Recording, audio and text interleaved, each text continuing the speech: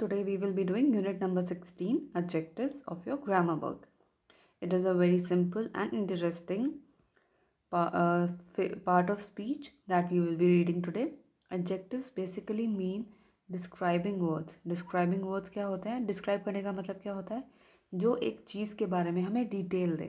Okay, to describe something is to give details about that thing or a person.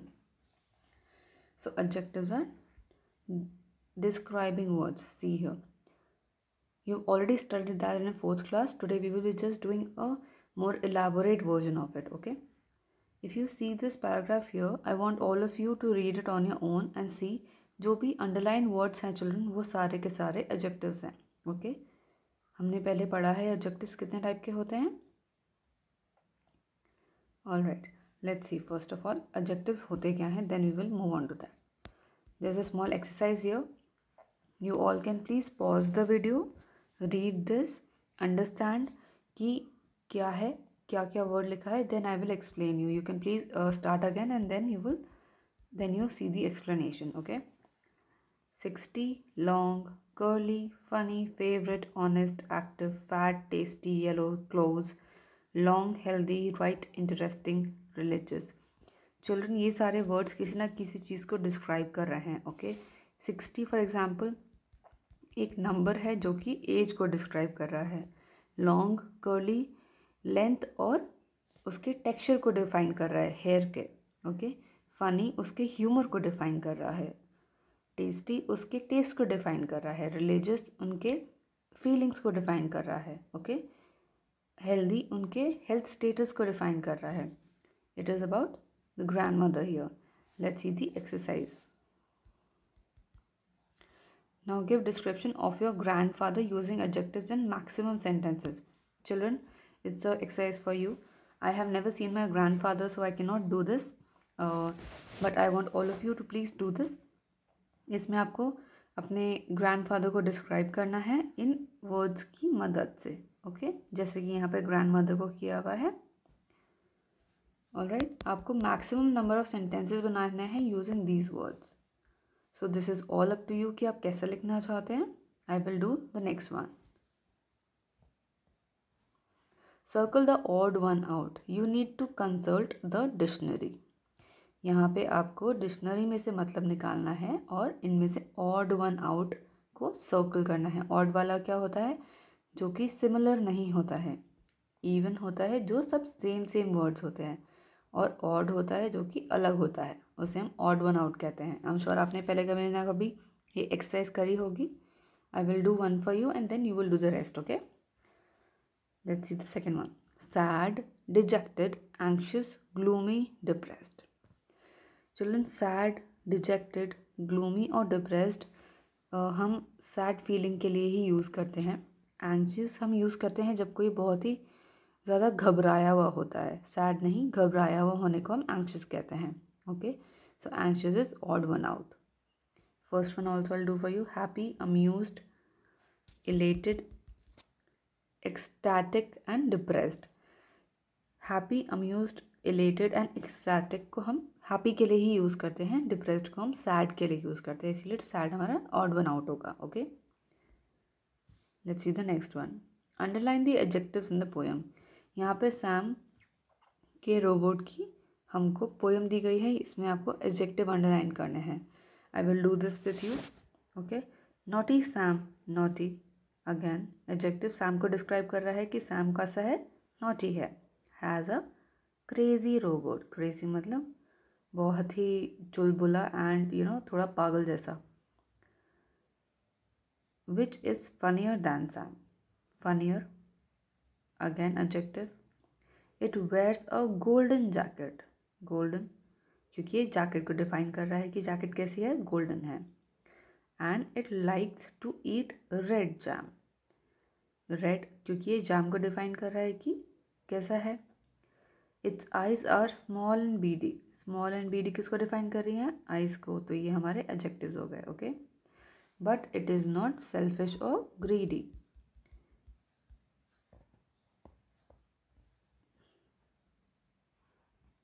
Okay. यहाँ पे देखो crazy, naughty, funnier, golden, red, small and beady, selfish and greedy. Selfish और greedy किसको define कर रहा है? उसके nature को डिफाइन कर रहा है। Okay, it solve tough sums in a few seconds. Help, helps, help आएगा adjective. Okay, Sam feels lucky to have such toy,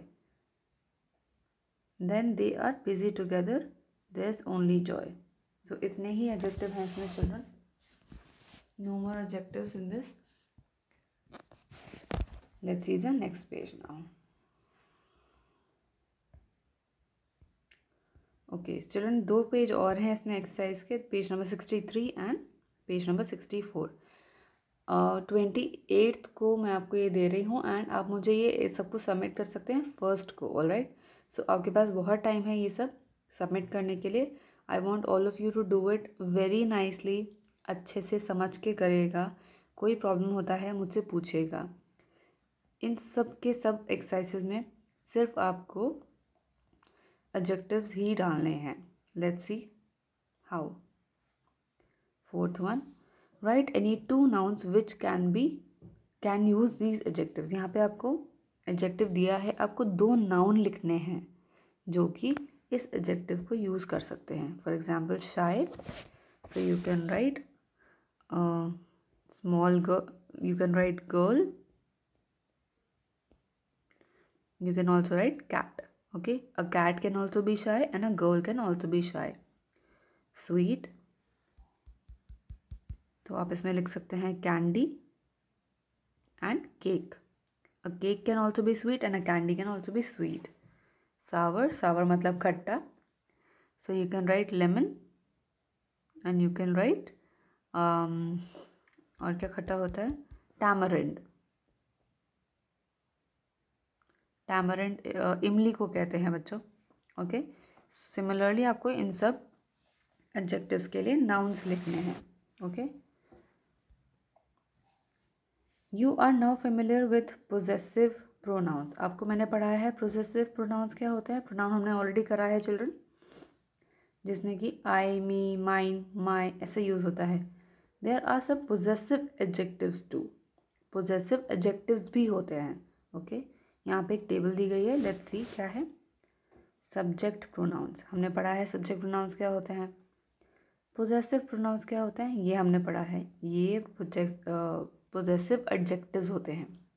my, our, his, her, its, their, your.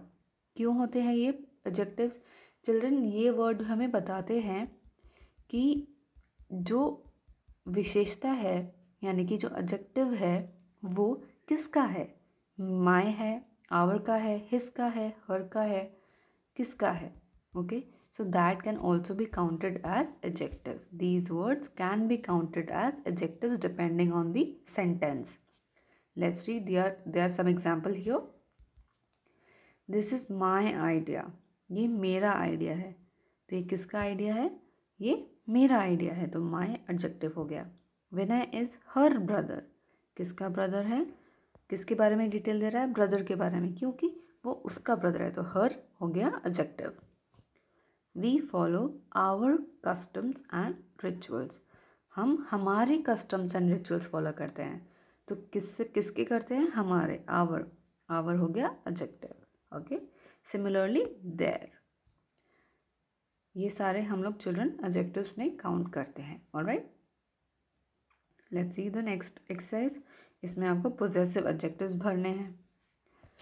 What is you, you का आपको past form भरना है, sorry adjective भरना है। You का हो जाएगा योर। डू दे फुलफिल, दे का क्या हो जाएगा? देयर। हमने पढ़ा है पहले ये चिल्ड्रन, ये सब चीज़ हमने पहले पढ़ी हैं। You can refer to this table, pink table also, इसमें भी आपको काफ़ी आंसर्स मिल जाएंगे। For example they and theirs. Okay, it is that Tanya's book, no it is I, it is my book. Okay, this is dash home we, we का क्या हो जाएगा, this is our home. Riyaz says that these are dash shoes. He तो हो जाएगा that is his shoes. Look at my parrot, it is in dash cage. It is it. तो it का क्या हो जाएगा, it is in its cage. Okay. Say she gave me dash puppy for a day. She का क्या हो जाएगा children, हर. Okay. तो मैंने आपके लिए 7 कर दिया है, सिर्फ इतना ही बचा है आपके लिए, ये आप खुद करेंगे if you want. Okay. This is a very interesting exercise children, the 6th one. इसमें आपको क्या करना है, find the antonyms of given adjectives from the grid and write them in the space provided. आपको एंटोनिम फाइंड करना है. Antonym मतलब opposite. I will do 2-3 for you. जितना भी मुझे इसमें मिलता है अभी, we will do those. Okay. You can do one thing. आप पहले इसके ऑपोजिट लिख सकते हैं यहाँ पे, then you can find them. Okay. Let me do 1 or 2 for you. Smooth का होगा चिल्ड्रन रफ. ओके. काइंड का होगा unkind. I am not sure if the book is given the same word और some other word. Let's see if I can find something. For example, I can find a word but I'm not sure कि यहाँ पे इस book में किस चीज़ को refer करते हुए ये वर्ड दिया है. फॉर एग्जाम्पल ग्रेसफुल का होगा awkward. Okay. And like first इसका सेकंड होना चाहिए. So you can please take your time and you can find out the words. If you are unable to, just write the opposite of them. Okay. अगर आप नहीं भी ढूंढ पाते हैं ग्रिड में, इट्स ओके. आप यहाँ पे सिर्फ लिख दीजिएगा. I will count that as complete exercise. Alright children, so that's it about today. If any problems, you can please ask me. Thank you so much.